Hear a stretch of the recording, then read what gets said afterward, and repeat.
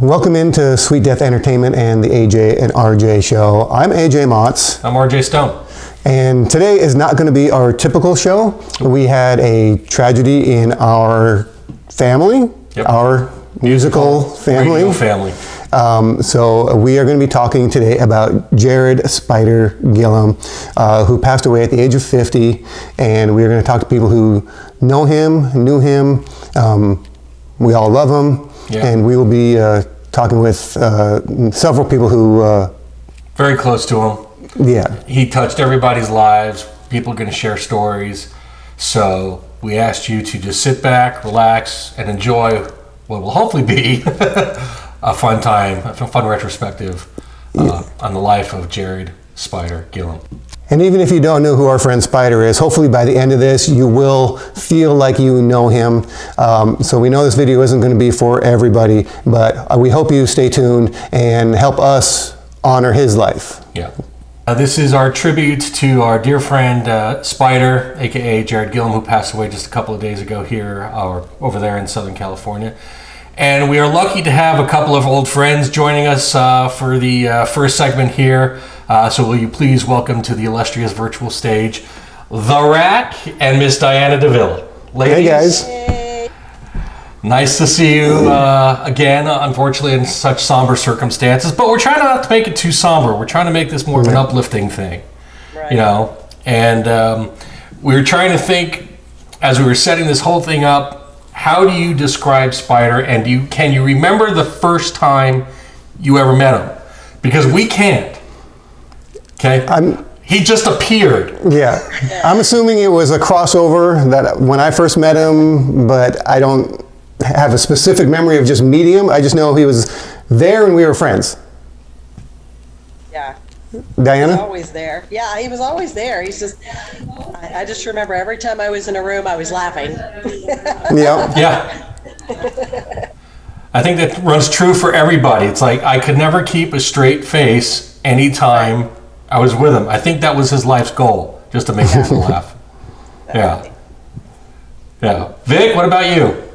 I do not remember the first time I met him, but I had many crossovers with him, and he was a hoot. He was always the life of the party. He was always the one who wanted to make everyone laugh and giggle, and but he was also had another side to him, a completely different side to him that was soft and squishy, and he cared about people more than the average person did. Like, he would reach out to people all the time. He was a great communicator. So it's been a rough couple of days for all of us. Yeah. It has. It has. It hit me when we found out the other day, because we were like scrambling to get the confirmation, because somebody just randomly put up on Facebook, "Miss you, R.I.P." It's like, what? You know. I think I saw Audie's post. Yeah. And then I saw AJ's right after that, and I was like, what is going on? So, Yeah, it was kind of a... and saw the just post after post after post. I was like, oh.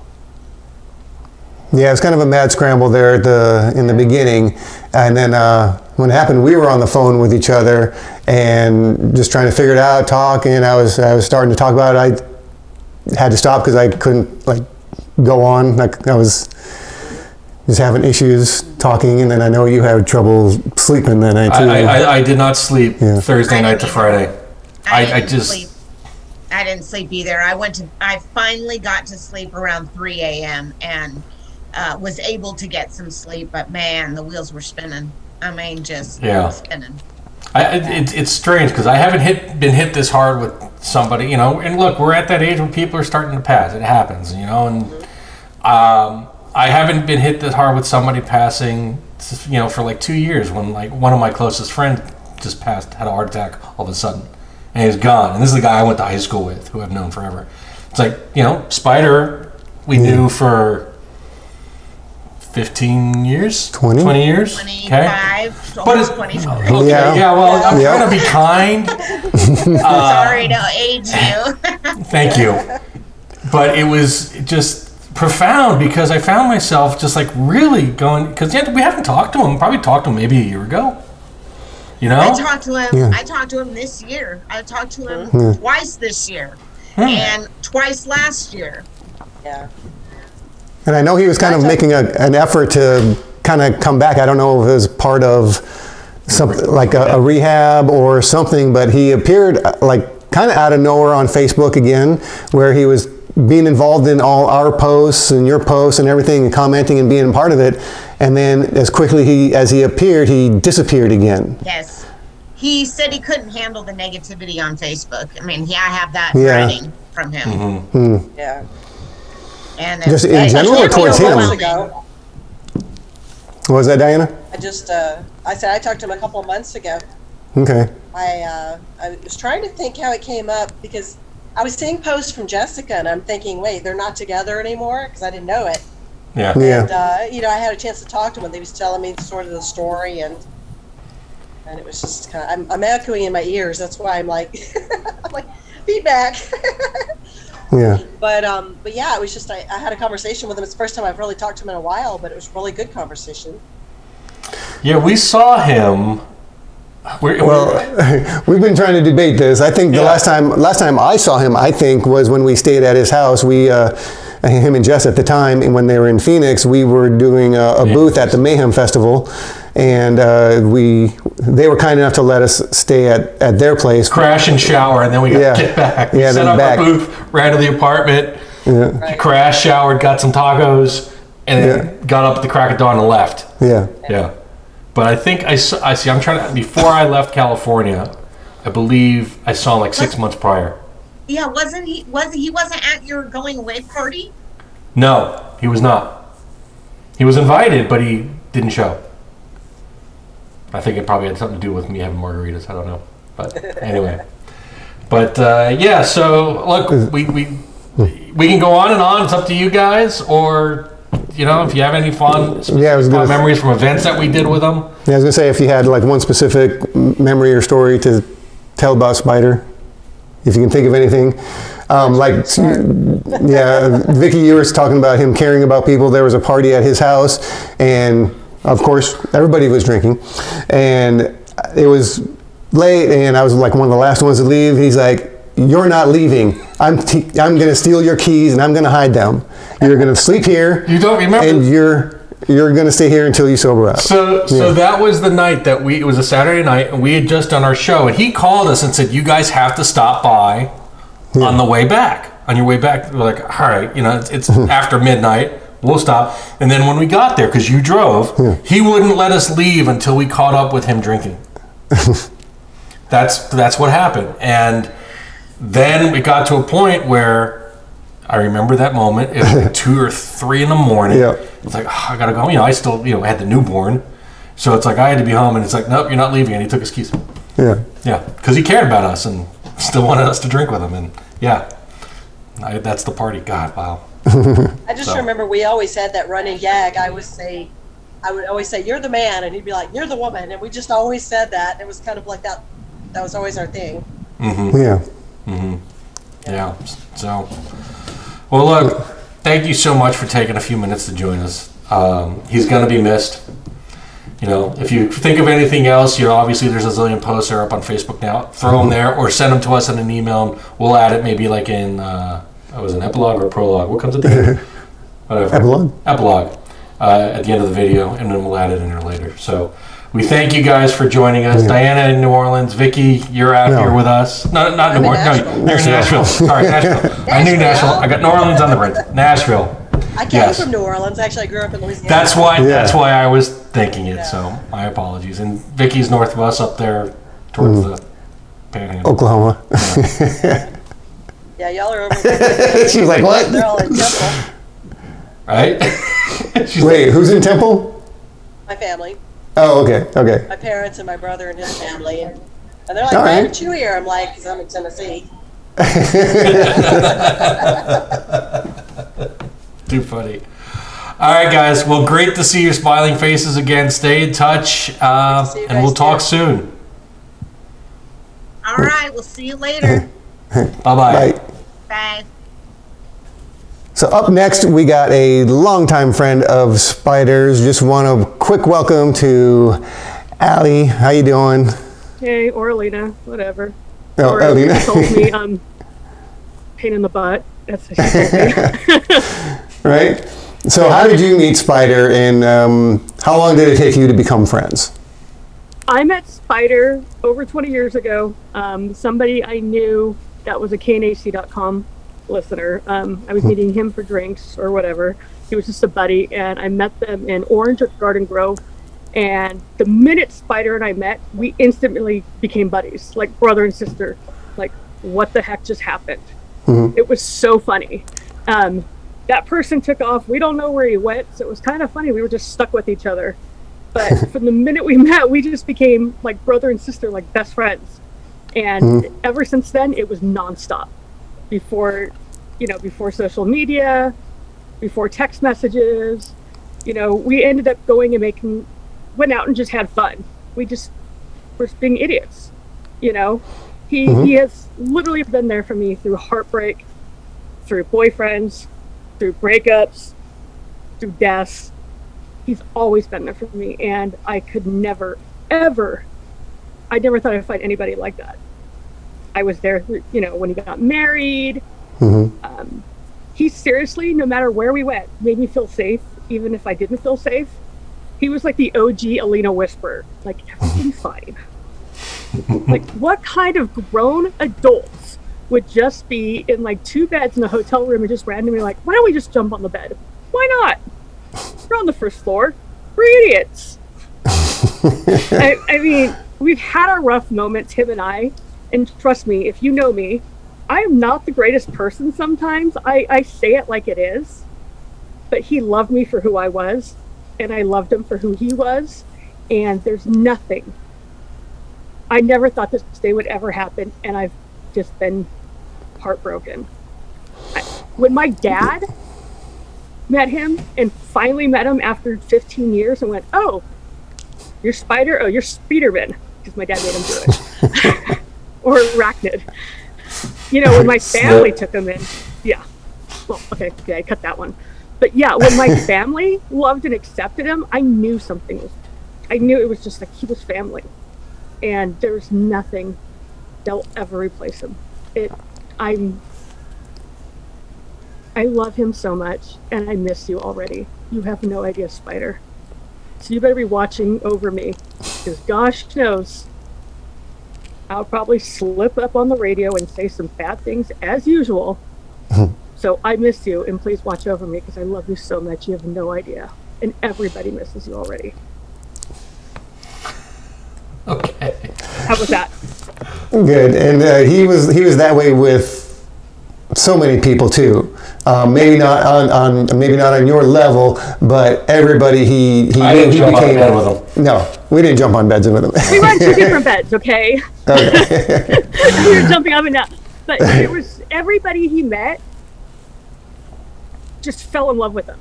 The minute just fell in love with him. Or like, when I started working at a radio station, he was like, oh yeah, this person. I'm like, hey, do you know Spyder? And they're like, heck yeah! How do you know him? He's a great guy. It's the funniest thing. Him and I would be out. I just remember one time we went to where were we? We were in Hollywood, and he was like, oh, you've never been to the Rainbow Room? And I was like, I live in LA. He's like, no, you've never been? So we went in there, and we walk in, and let me call them something, but it was hilarious. I mean, you can call it. You can say it here. This is the internet. He's like, you can say whatever you want. Hey, Spyder, you fucking wanker. Like, what the heck? And I looked at Spyder, he's like, you call everybody wanker. And he introduced me, he's like, my friend calls everybody a wanker. So it was like, where the hell in the world would you walk into a Rainbow Room and Lemmy's there and like yells at your friend? Just randomly. And then comes and gives me a hug like, if you're a friend of Spyder's, you're a friend of mine. And I'm not going to do the English accent, because that's not happening. But, I mean, anywhere we went, it was just magic.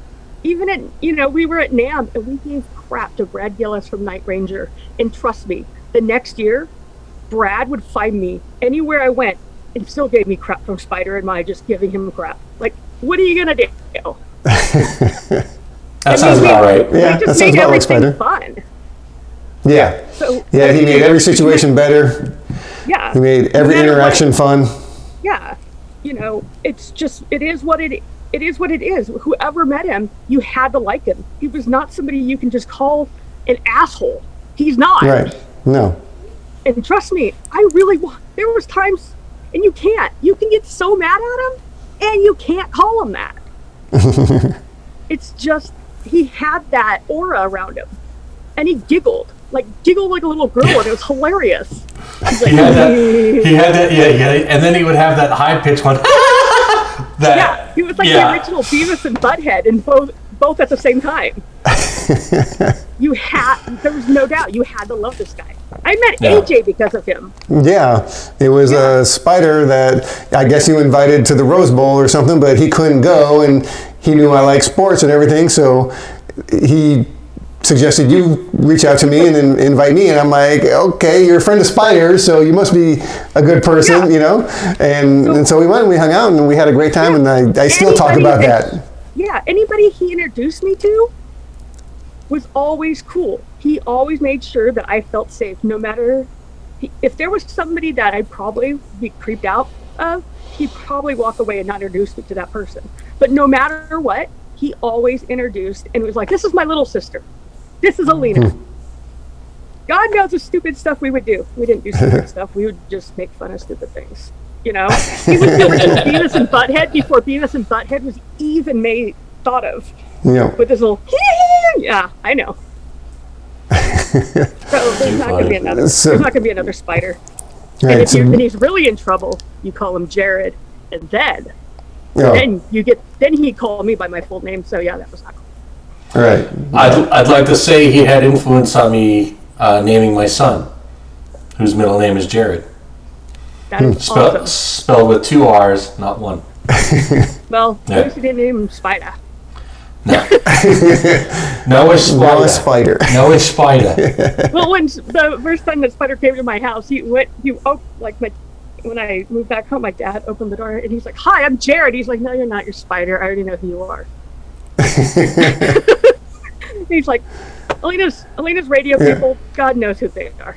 The names Lugnuts, like he had all these names. So there's no matter what, once he entered your life, something good was going to come out of it. He stayed in there. Once he entered, he stayed. Because you couldn't help but want him to want to be there. Yeah. And even in the middle of the night, used to be back in the day, I would be upset and I'm crying. And before I even called him, he would call me. He's like, "What's going on?" Mm-hmm. When something was up and I wouldn't tell him anything, he showed up at my house. "Okay, come over here, give me a hug, tell me what's happening." He just knew it. There's never somebody, there's very few people in your life, and if a couple, but Spyder would be probably one, if anybody met him, that had that. I think a great word to describe him would be he was truly selfless. He put everyone else before himself. Lovable, funny. Yeah. Could be a PETA, pain in the ass, but aren't we all? But we all are. But you have to love him. Yeah, for sure. I wish somebody would describe me like that, just even in life. Like life. What is it, pain in the ass? No, trust me, that's going on all the time. that's the man. That's a given. Yeah. But just selfless, loving. Just there's a spark. Even when he thinks he didn't affect anybody in their life, he affected everybody that he met. Yeah. And I wish that I can have that with people, and I wish anybody would have that in somebody's life, and if they don't, they're missing out in life. Yeah, we can all just try to at least be a part of that, or at some level.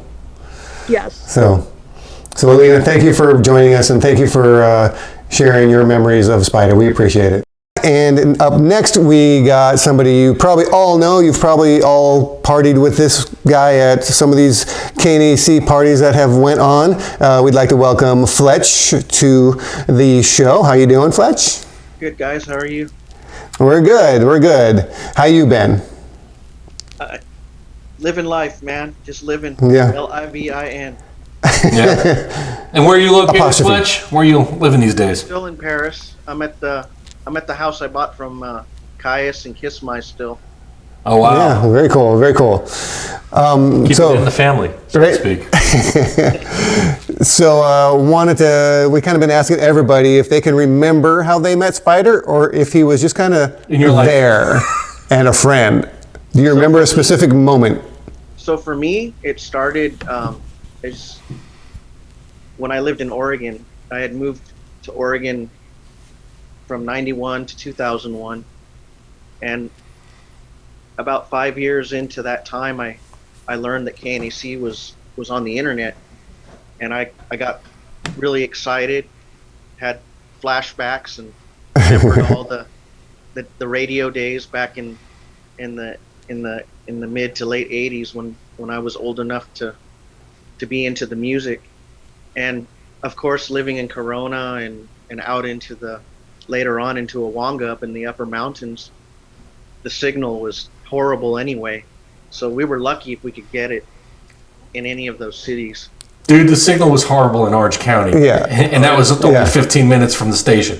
So. Yes, it was horrible. And for a station that had such a crappy signal, it reached the world. It was crazy. It was amazing. But back to Oregon. So I started listening every day after work and at night, and I was like, man, this is so cool. And then I would listen to your guys' shows. I'd listen to Spyder's shows, Frankie's shows. I think you four were my top four. All right, where do I send a check? Yeah. Absolutely. And I would spend hours chatting with all you guys, but Spyder too as well. I would call on the line and talk to him, and sometimes I would get broadcasted on the air, and even if not, we would just chat. So that's how it started. That's how I established getting to know him. Fast forward to 2001, when my dad passed away.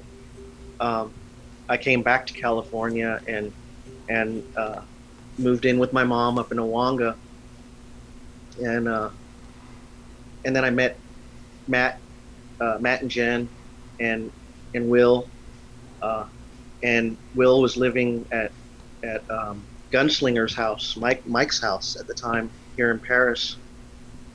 Rob and his family were living here not too far from Matt and Jen's house down the street off of Flicker Street. So anyway, Spyder used to come out to Gunslinger's house, and then Frankie came out, and I think you did as well, AJ, a couple times to the house. There was so many parties when I first came down here. It was like a big reunion every time somebody came back to the state or came to the state. So, but I remember there were a lot of those situations at Gunny's house, and then later on, I bought Matt and Jen's house here, and then Will stayed with me for a while, and I would just take Will to Pasadena a lot, and we would always see Spyder and Dan. I would go to their house was it Santa Fe Springs or Norwalk? Norwalk, I think, yeah. Living in a house out there. So I went there a few times and hung out, and I didn't see Spyder as often as a lot of the other roomies did, but definitely kept in contact with him. I still have his phone number in my phone. About a year and a half, 2 years ago, I actually took him to go see Kix at the Whiskey A Go Go, and that was really cool. We had a good time. we ran into Jesus after the show as well. Wow. So that was like the last time. For the people unfamiliar, Not Jesus, family, Jesus. will you please clarify Jesus? Oh yeah. You didn't find the Lord at the kick show. Yeah. Yeah. For the three people not familiar with Spyder and KNAC.com who do watch this, we just want to make sure we're not offending anybody in politically incorrect times. Thank you. Continue, Fletch. So that was the last time that I physically saw him, and then we would keep in contact on the phone, and he was telling me some of the things he was going through, but when I hung out with him when we went to the show, he was doing really well. He was doing good. I had no idea things had progressed later on. So I was really shocked when I saw something come across my feed the other day, and it wasn't even somebody I was friends with. It just Same. That's what happened. Yeah. I think it was his friend Luis that posted something, and we saw it, and because Spyder was tagged, it's like, what? And then I actually just messaged Luis. I don't know who he is, and I said, this is Spyder's friend RJ. You know, we worked at KNAC. What happened? Do you know what happened? He's like, I don't know. I just heard that he passed. That's it. And then he texted me, AJ texted me. So now we are on, a tangent trying to find. First of all, if it was true, we were hoping it wasn't. I was reaching out to Dan and other people that were, a lot closer to him recently, and confirmed that it was true that he had passed away.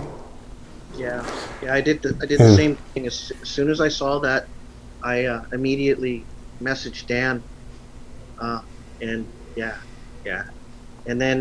then I messaged Will, and then Will just told me call me, and so I did, and we talked for a while. I think this is a good point where we can excuse us for just a second, Fletch. To let we have heard from Dan Gilham, Spyder's brother, and we of course invited him to join this, but I think it's to be expected. He said it's just way too soon. So Dan, just know that we're all with you, in that same room that you're in right now, and everybody's feeling it. So all of our best and all of our love going out to you and the family. It just sucks. So we've been in direct contact with him now. So we just wanted to get that out there. That's good, and I've been trying to keep my my chatter on social media respectable for the family and for Spyder, and and just like I said, I don't claim to be the one that has spent the most time with him. I just spent a lot of time talking to him, spent enough times to remember physically being in his presence. I remember some club down in Tustin where I ran into him and Frankie again. I'd run into Frankie and him a lot at places like that, and even like when Iron Maiden was inducted to the Rock Walk, and when Slash went to something where Slash got inducted or something, or put his hands in there or something. Or no, it was Dio. Was it Dio? I don't know. I don't remember, but so much stuff that's going on. But those two, they were always like in tandem a lot. So I'm still blown away.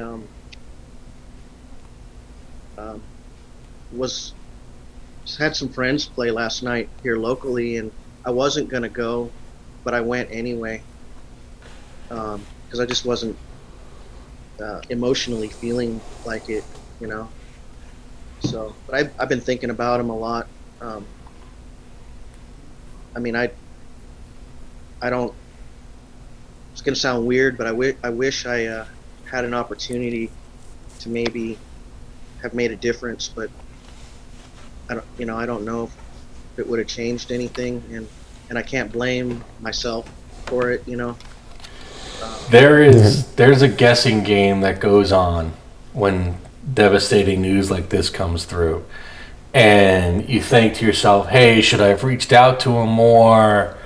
You just don't know, and you can drive yourself up a wall trying to think of the woulda, shoulda, coulda. Okay. And the only thing it's going to do is make you more miserable. And I have found, because, unfortunately, I was saying this earlier, I've had a couple of passings. You had a passing. And if you sit there and try to wrap your head around it, you're going to go nuts. You're going to go absolutely nuts, and it's not worth it. The only thing you do is think about the good stuff that happened. Yep. Good stuff. And the other thing, too, is nobody really knew what he was going through except for maybe one or two people that were really close to him. So even for me, it's been looking back and like, wait, how long has this been going on? Could I have said something? Yeah. And we were trying to, I say the last time we saw him was in Arizona Mayhem Festival. We didn't really see anything then, so I think he might have been doing good then. But even before, you just don't know. So, like RJ said, you can't beat yourself up over something you can't control. Yeah. Doesn't do any good.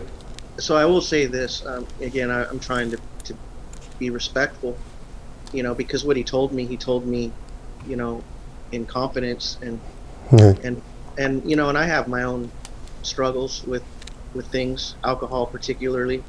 And he was what I meant by he was doing good was he was sober. He told me that he had been sober for quite a while, and he knew how hard it was. And he told me, if you ever need help or you need somebody to talk to, call me, and we get people that do that to us, and sometimes we don't always pick up the phone when we should. And I wish I had picked it up more often. Like I said, he was doing really well, and I did text him I would say about a month and a half ago, and he never responded to me. So I didn't really give it much thought, but I did reach out to him. I was like, hey, Spyder, how you doing? Checking in on him. And so I guess he must have been already kind of in whatever spell he was in by that time. I can only imagine, Yeah, and we mentioned this earlier too, and maybe I don't know if you have any more insight on this. He was never really on social media or Facebook or anything, but all of a sudden he appeared and he was starting to comment on people's posts and be involved in that, and that lasted, I don't know, a month or two it seemed like, and then all of a sudden he disappeared again. Yeah, I don't know if you have any more insight on that or anything. No, not really. No. Yeah. Well, all we can do is celebrate his memory and the life that he had, and know that he touched us. And if you sit here and just try to think of all the different times, and that's the thing. He was just always there. And like you were saying, it's like you ran into him here, you ran into him there. He was probably one of the most visible people in all the stuff that we did, and that's how people became, they got to know him.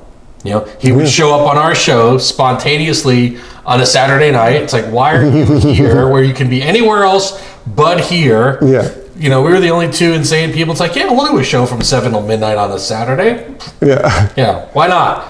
Yep. And then he'd just show up and make us piss our pants, and then he'd leave. And that was it. Yep. That was it. As outrageous as his personality was, and the characters that he would take on, and he was humble.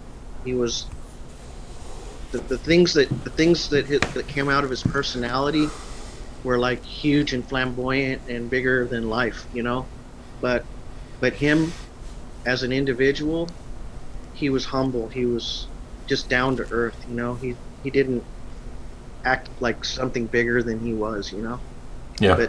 But but his characters, especially like Pedro and things like that, are just like bigger than life, you know? God, forgot that. Yeah. Yeah, I think that there are pictures of Pedro we'll put up. Yeah. So, I completely forgot about Pedro. I been too long. Like I remember the first time I saw his picture on the KNEC website. He had the cowboy hat with the glasses. Yeah. That was a really cool picture right there. I like that picture. It made him. He looked like a rock star actually. Or he was. cowboy. Yeah. That was right after his Brokeback Mountain audition. We can say that. He loved that. He loved that joke. Yep. Yeah. So awesome. Well, look, dude, thank you so much for taking a few minutes. Glad you could finally connect in here. It was good. It's good to see you, and it's good to talk to you guys again. It's been a while. It has. Yeah, For well, you, it's been a long time, but I saw AJ about a year ago, 2 years ago. maybe when I was in California for 5 months, maybe. Last Minky Q. Oh yeah. Yeah. Yeah. Yes. Yep. So we have people waiting for us now. Oh. All right, Okay. guys. They'll give everybody seeing else you. a chance. Yep. Likewise. Take care. All right. My Talk to you friend. soon. Adios. Bye. Ladies and gentlemen, Fletch. All right, let's see who's next, shall we? Participant. And who's on the line? Who's on? Oh, Frankie. Speaking of, let's let her in. Here we go. So we're just gonna even go straight to this. So Frankie is joining Might us have to right change the now, and battery you soon. better be. Oh, look at you all professional and everything. In the sound booth. Ladies and gentlemen, former KNAC.com alum, KLOS alum, KCAL alum, and now voiceover artist extraordinaire, Miss Frankie DeVita. What's up, guys? How are you, my dear? See you. Me too. It's I'm been a good. couple weeks. Yeah, A couple. yeah, a few weeks. Yeah. So, obviously you've heard. Yeah, I'm super bummed. He was pretty special to me. We had some really fun times together. As somebody just alluded to right before we were talking to you, before you Yeah. came on, we were talking to the Fletch. KBC chat room, alum Fletch, excuse me, and I he love mentioned, well, he said the same thing about you guys. He's like, I always saw Frankie and Spyder together everywhere I went. It's like they were Yeah, almost inseparable. I'm telling you, he brought out the silly in me because I, I was like, for working for a heavy metal station, I was pretty straight arrow. And he was just super silly. And I think he used to come on after me, or maybe the other way around. But we did some weird crap on that webcam. I just remember him being really silly on the webcam and the whole Pedro thing. And I think there are some pictures somewhere at a party at his brother's house where Pedro's in full gear and he's doing some.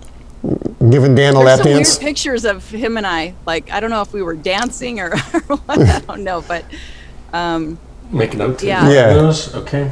Do you have those pictures is the question. I think I do. I was thinking about where they are, and I think they're on an old hard drive. So I need to hook up that computer. Yes, you and see if I do, can because we find need them. them. We need them here, and that's I think I have them. And that's what we've been doing. That you just said it on an old hard drive. I dusted out an old hard drive that I haven't turned on in, I don't know, 10, 15 years, and it fired up. So it's like, okay, grab this quickly before it dies. Just grab it. Yeah. So that's what I was spending. It's just a drive it's in the next room. But my husband, I think, hooked up his new computer to it to get it running. So I think I just need to hook it up to the monitor, and I can find it. All right, so the question we have to ask, and we've been asking this of everybody because you're from one of two schools in this scenario. How do you remember meeting Spyder? Can you name the time you met him the first time, or do you just remember him being there? I cannot remember the first time I ever met him. He was just there. Yep. He was just there and your best friend. And I talked to him when I was on the air at KLOS a few years ago. He called me. He was in town. He was driving through LA and he called me, and we had a we had a nice conversation. Yeah. It made me realize how much I missed those old days, the old days, you know. Mm-hmm. But no, I can't remember when I met him. I do have some memorable moments with him. He and I, when we did the KNAC anniversary party at the Palladium, he and I were. K1. What's that? What was that? Was it K1 or K1 K2? K1? What was it called? Carnival 1? K1? It was K1, right? Even though it was our second anniversary, it was K1, right? Was it? Or, I don't know. or it was our third and it was K2? Well, this one was at the Palladium. Yeah. And he and I were on stage introducing a band together. Yep. And so there's a picture of that floating around somewhere. There's the video is out now. The video is I on haven't seen YouTube that now. video. Yes. On YouTube. Yeah, look for it. Is it? Yep. Yep. Oh, I'm gonna have to look it up. I know Vicky posted something about that. Like she had the video, I think, but I don't think I've seen the whole thing. Yeah, I'm on there for like half a second. So am I. Yeah, don't blame. Yeah. Exactly. And I think there's a shot of my butt when Paul Stanley came walking by. Yeah. Hey, you made the cut. My butt made the cut. Yeah. No, there's like a heartbeat of a glimpse of me, Junkman, and Neil on stage because we brought out Primer 55, I think. I couldn't but even it's tell like you who. it's like that. Yeah. Yeah. So I couldn't even anyway, tell you who we introduced. I don't even remember. that's the night we But, got our jackets. Yes. Yeah. Oh yeah. Yeah. Yep. One of our good KNAC friends, Jamie, posted something on Facebook a little while ago. It was Spyder's birthday party, and I'm standing right next to him as he's opening up his Pedro doll gift. And Yes. I saw that picture, and I've never seen that photo before. So I was pleasantly surprised to see this picture, but I was not surprised that I was standing right next to him because we were buds. We were such good buddies, you know. Mm-hmm. Yeah. And somebody was asking. Missed. He is. Somebody was asking earlier if he had showed up at my going away birthday party a few years ago. I said no. I said he was invited, but he didn't. He never made it. Yeah. You know, which is unfortunate because I would have loved to have seen him. Of course, we all would have loved to have seen him. That was a great group that showed up there. But we do have. Go ahead. We do have pictures of him from the holiday party that I did. Oh God! Well, that was still in Cyprus, so that's 14. Oh, is that when you 15 did the turkey? Yes. The deep fried turkey? Yes, the deep fried turkey and the dart tournament in the garage, and I think that was the night my mom walked into the glass door. Yeah, but I've got a ton of. We found those pictures like this afternoon, and they're on that hard drive. And I found them. It's like, okay, yep, there's the picture I need of him and I. So I grabbed that. Yeah. And you're in there, of course, and he's in there, and yeah, it's like I would love everybody. To see those. Baby face. Yeah, we'll share them. We'll obviously share them. The last time I saw him was at NAMM. Probably, I don't know, 5 years ago, 6 years ago. Maybe was that longer? Were we there? Well, I see her every year there. But was I there? Was that the year that we took the picture with Lips and Rob from Anvil? There's a picture I have somewhere of him, and I think you're in it, and me and Rob and Lips from Anvil. Yeah, and then right after that, the Nelson brothers walked up. All I remember about seeing him at NAMM that year was that he had a beard. Yes, his beard. He had the allergic reaction. And he had an allergic reaction, and he was in so much pain. Yeah. Like he was showing us his poor skin was like oozing a little bit. I felt so bad for him. And he was in such pain, but he was like, he was still at NAMM. He wasn't going to miss it. Yeah, his beard was the color blue, like your soundproofing behind you. I remember that totally. Yeah, I think that was that year. Yeah, he was in some pain there, but he was there, and it was good to see him. Yeah. Yeah, it's always good to see Spyder. Like you said, like everybody has said, he's just got that personality that draws you in, and whether you know him or not, you feel like you've known him for years, and next thing you know, you do know him for years. Yeah. You know, and you're all kind of better off for it, just the way he was so positive and always in a good mood. I don't think I've ever seen him in a bad mood. Yeah. You know, so that's a compliment to him and his, I guess, his upbringing, his family, you know, and Well, his brother for doing Dan things was right. awesome. His brother Yeah. Dan was, he was a good guy. He had some good parties. Yeah, the Dan memory. So we're at Spyder's I guess it's Spyder and Dan's, or one of those, and a Halloween party. Everybody's dressed up in costume.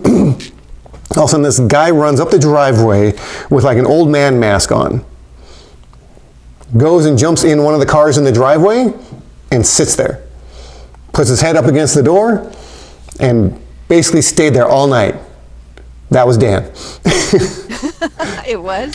Yeah, just being there, like the creepy old man in the car, like just sitting there, like all night. He probably took a nap. I don't know, maybe he was tired. I don't know. He figured that was a easy costume and a quick way to get a nap. But Yeah. Now that you say that, I remember another one of those parties. Again, these are things that always happen when we left, right? Yeah. He had one of those little mini crotch rocket racers. Oh, two of them. Yeah. Okay. And I remember it was either him who ate. No, it was Rob Sheriff. The blonde dude, right? No, bald head dude. Bald. Okay. Rob Sheriff. I just heard him eating crap on it, walking up, and just being road rashed. Yeah. Yeah. Including his head. Yeah. Yeah. Aye. Man. Yeah. See? But those are the types of party they had. Yeah. But Oh my God. go ahead. Someone else posted a picture of him in his Pedro outfit. I think it was his brother Dan. He was like sitting on his lap or something. Yep. Probably giving him a lap dance. If you look just to the right, way in the back, you can see me laughing. You can see me in the picture laughing. Someone just posted on Facebook, and it's so funny because that was so long ago. It's like life has changed so much since then, especially for me, that it seems like a lifetime ago, like another life. But man, I'm sure happy to have those memories just come flooding back. Mm-hmm. Yeah, and I always tell people, like, in another life when I was a DJ, you know. Yeah. So. I mean, that was KNAC.com. Well, KNAC was unique in itself, but then when we came over to KNAC.com and that whole .com was blowing up, I mean, we had some really good times. Like, we had some really good times. Oh yeah, and met some great people that we're all still friends to this day. You know, Yeah, I think KNC.com was just too far ahead of its time. You know, by probably a decade ahead of its time. Had it started 10 years later, we'd probably still have jobs. I'm serious. We'd probably get paid too. Yeah, right. Send your cards and letters. Well, that's not a KNC thing. That's just a state of online streaming. Yes. It had nothing to do with that. Yeah. Well, I think that half my Facebook family are probably people I know through KNAC. Yeah. Yep. Same. Yeah. Same here. There's a whole segment of people. Exactly, because there are people in this world that only know us as AJ and RJ, right? From KNAC. From KNAC.com. and from my previous life, you know, at the desert thing. Yeah. So when you mix company, like today when we spoke with Vicky earlier. You know, she referred to my friend here by his legal name. And, you know, we have mutual friends that I've met through his circle of friends that only know him by his legal name. So when we're in those circles, it's like, okay, I got to remember to refer to him as that. And because people are like, who, what the hell is that? You know, it's funny because when I met him, it was by his legal name. And, like, I just had to stop for a minute and remember what his legal name is. And now I remember. But now I remember. But, you know, he and I go way back. He and I went to broadcasting school together. That's where I met him originally. And that's where I was kind of coming up with what I wanted to be known as, so to speak. Yeah. You know, because I wasn't using AJ back then. It was just Mott's. And then I got that job out in the desert. PCLB. Yeah. And I was just using Mott's, and I would realize the listeners weren't hearing it right. So I was like, was it me or was it, they'd call in like, is this DJ Mark? I'm like, no. So once KNAC rolled around, I knew I was going to be on the air. That's actually when I added the AJ to make it a little more of a name versus just a. How did Spyder get Spyder? Does anybody know? I don't know. He's always just been Spyder, just like he's always just been in our lives. I don't even think I knew his real name for the longest time. He was just oh yeah, me either. When I first heard it, I was like, "Who's Jarrod?" I was like, "What?" We were trying to get one of his old friends to log in, but she was having issues for whatever reason, and that's probably a story that she could share.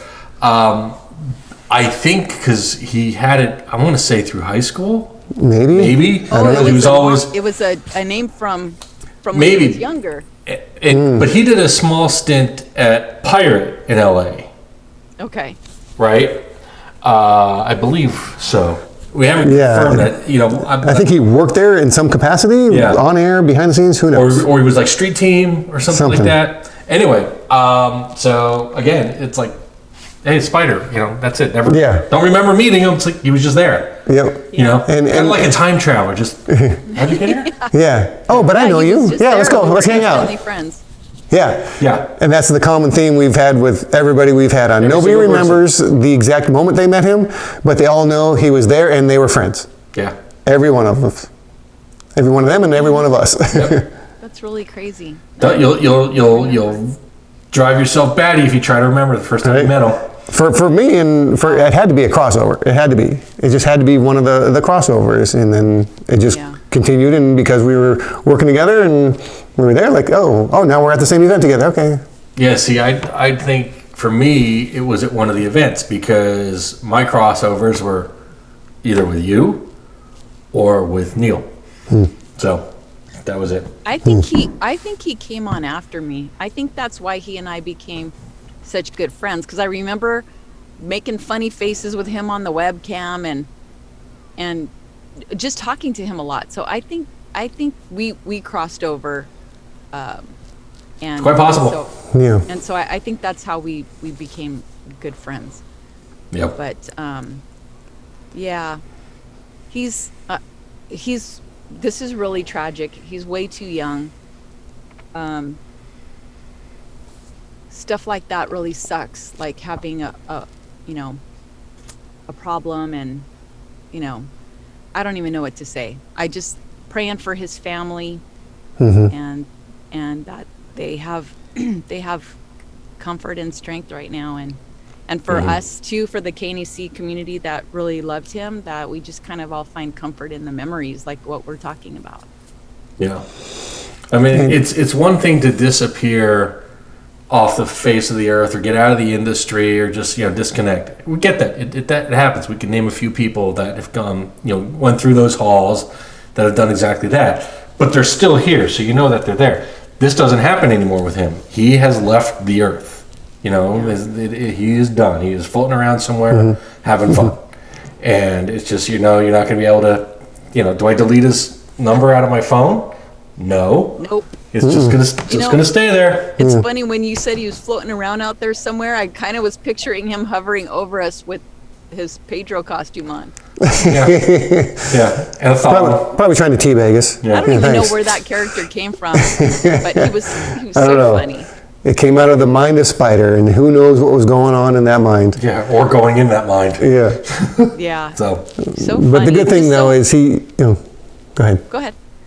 No, I was just going to say the beauty of it, or the good thing that we can remember, is that he had a positive impact on everybody that came across his life, and then and hopefully his infectious positive attitude can be remembered, and we can carry that on in his memory. I think one of the things I liked about him so much is that he was a bit uninhibited, A bit? That's an understatement. He was daring. He didn't mind looking silly and bringing people along with him, like I said, he brought me along with him, and boy, he took me out of my comfort zone many times, But yeah, it was always fun to be around him. So true. And so true. He will be missed. No two ways about it. You know, we will look back on this in 5 years, 10 years, 20 years when we're somewhere. Way too old. Way too old. And just going to go, do you remember when? And I know it's going to sound nostalgic and, you know, rather cliche, but, you know, going to miss his ass. Plain and simple. Yeah. And you know, even when you haven't, it's like you said, I haven't talked to him in a while. I do remember when I was on the air at KLOS, him calling and me being super happy and surprised to hear from him. And just we probably talked for, I don't know, probably at least 15, 20 minutes. Mm-hmm. Stairway to Heaven must have been on or something. the Stairway to Heaven Freebird remix. Followed by Paranoid. And then Gotta Vida for good measure. But yeah, it is tough knowing that he's just not here anymore. That's the toughest part when someone passes, is that you know that their number's in your phone and you could call them whenever you want, and you don't always think about it. And then when they're gone, it's like, wow, it's really it's like, you know, that's it until we meet again. Exactly. Well said. Well, I'm glad you guys did this and gave us a chance to kind of reminisce about him. He will definitely be missed. Yeah, we're glad we were able to join. Yeah. Absolutely. Thank you for joining us and sharing your memories of him. And everybody's got their own memories of him. Even though there's a common theme, everybody has their own special memories. There's definitely a common theme with him. But the thing is that not only just his silliness and his being uninhibited and willing to play a part and be a character and stuff, but he was just a nice person. He was kind. Mm-hmm. He was a nice person, and you know, just to hang out with, just to talk to and be with. And yep, very true. Very true. Whew. Yeah. Well, look, my dear, thank you so much for taking the time out of your busy day and cutting away from dinner with the fam. We appreciate that. Yeah, I just threw it on the table and all right, I got to get in there. And we appreciate that. Yes. All right. Love you guys. Thank you, Frankie. Love you too. Love you too. We will talk to you soon. All right. Bye. And up next, joining us all the way from the UK, somebody probably, because of distance, you wouldn't think was a good friend of Spyder's, but is. Let's welcome Kevin. How you doing, Kevin? Hey, Kevin. What's going on, a.k.a. Kev Rock Jock? Well, at 1 o'clock in the morning, it's pretty quiet here in the UK. Yeah, it's a typical Sunday night. You know, everyone's sort of passed out. So, yeah, just a typical Sunday night. Trying to get over what happened, really, more than anything else. Yeah, how did you find out? I found out from Jessica, Spyder's ex. Literally got up in the morning, logged onto Facebook, and it was like, whoa, okay, let's go and find out, you know, make sure this is real. You know, check from various other people and all the rest of it, and find out it was real. And then it was just like, well, try to take it on board more than anything else. Yeah, you know, spoke to him a couple of days prior, and I know he was not in a very happy place. But it was like, look, mate, you know, if you want to come over, if worst comes to worst, I'll basically forward you some money over, and you can just literally come over. It's not a problem. So you talked to him in the past week? Well, roughly about 4 days ago. Yes, literally only Facebook chat. So literally he was just shooting the breeze more than anything else. And I know he mailed Deneen as well. And trouble is, she didn't get to see the message, and she found out off my Facebook story about what happened, and she was just like, really messed up. She was like, I just feel like, excuse the language, I feel like shit, you know, for not responding to him. But you know, I never sensed there was any problems or anything. He was, you know, I say he wasn't in a happy place, but you know, Spyder was just a normal bouncy person. You know, we all have down days, we all have up days, kind of things. But you know, I knew none of the background or anything like that. So, and it was just a real surprise. He was the last person I thought, you know, I thought it outlived me, to be quite honest. Well, so you're the first person that we've talked to that's given a little bit more light on his demeanor, I guess, in a few days. Because nobody, we haven't talked to him in a while. As a matter of fact, as we've been talking with everybody, and it's kind of, become standard for every conversation we were trying to figure out when the last time we actually spoke to him was. We saw him years ago. Physically saw him because we were both in Arizona for the Mayhem Festival. And then I talked to him, I think a year and a half ago. I know I talked to him at least once while I was here in Texas. But we're trying to figure out prior to that when it was, and we just couldn't.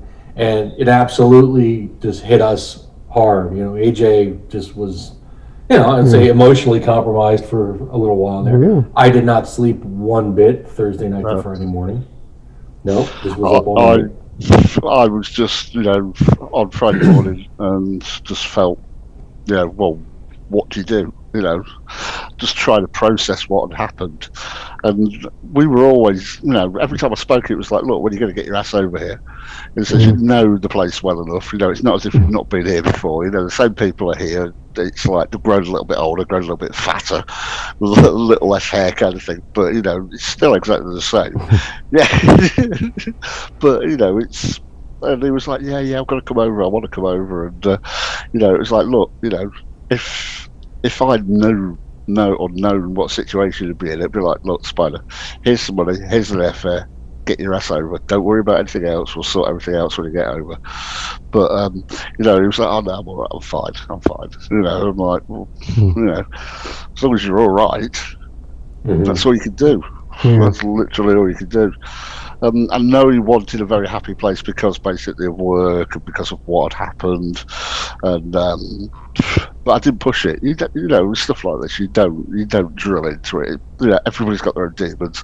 No one or very few people will be open about it. So, on a lighter note, Kev, we're trying to, we're asking this of everybody. Where was the first time, or when was the first time you met Spyder? Can you recall what it was, or do you just remember him always being there? Sounds like you know exactly where it was. Yeah, it depends. The first time I physically met him was when I went out there. So basically, just one of my trips to the US, been into KNAC for a long time, visited the offices, and basically just got talking to him. And I said, tell you what, we'll meet up. So he met me at LAX, and then went back down to his place and basically drank and talked and drank and talked, and I introduced him how to make a decent cup of tea. And literally just talked like we'd known each other for years and years and years and years kind of thing, which is really great. And I planted the seed into his brain, going, look, come over, I'll work as a club DJ if you want to do some gigs. You don't have to basically put it on the books or anything. You just come over as a guest, and then I'll let you just go for it. And he was like, yeah, that's a really cool idea. And then, like, at the end of a couple of days that we were hanging, he was like, are you serious about that? I was like, get your ass over. And he was like, anyway, he came over and loved it, absolutely completely loved it. And then came back again about a year later, and he's been trying to get back ever since. But the guy's amazing. He's just like, he's one of the guys that anybody can get on with. Anybody. You don't feel, ill at ease with him or anything like that. He has some dumbass questions sometimes, but that's just the way Spyder was. It was like the time AJ, when we was at Spyder's house and you were walking about and you had some videos from a porn star, and he was like, where you get them from? Well, I know where we got those from. Yeah, you were like, my precious. We got those direct from the source, I think. Yeah. Pun intended. That's the kind of memories that, that I've got from the guy, and sort of filling his trash bin full of Tecate beer. Because it was like, Spyder, there's got to be some decent beer around there. And he was like, oh, I'm trying Tecate. It's Mexican stuff. And it was like, yeah, okay. And then we just the supermarket that was nearby, we just literally went one day, me and partner that I was with, and filled his boot with Tecate, with slabs of Tecate lager, and just looked at us and went, "You guys lushes or what?" It's like, "No, we're English for the holiday." Yeah, right. Yeah. No, this is like you going getting a case of water. This is what we did. Yes, exactly. And like, he was just trying to find a decent beer that he was going to get a buzz off. So we was just like filling his trash bin full of tins. Yeah, and he probably told him, "Get that Guinness out of here! Come on." Yeah. Well, we were struggling to find stuff like Stella at those times because, like, Stella Artois hadn't hit the shores, and it was just basically, just the local beer. It's got a lot better there, but hey ho. So, but yeah, the guy was just so easy to get on with, just crazy. Yeah, we were just reminiscing with a couple other people, just about all of a sudden, we have I don't have any memory of how I met him. Just know he was there. He's like, all of a sudden, he's a friend. He's Spyder. He's Spyder. It's like, he's always been there, right? And you try to pinpoint all the different events, and we've kind of mutually agreed that Spyder probably went to more of the KNAC.com events than any of us combined. Because he was just always there.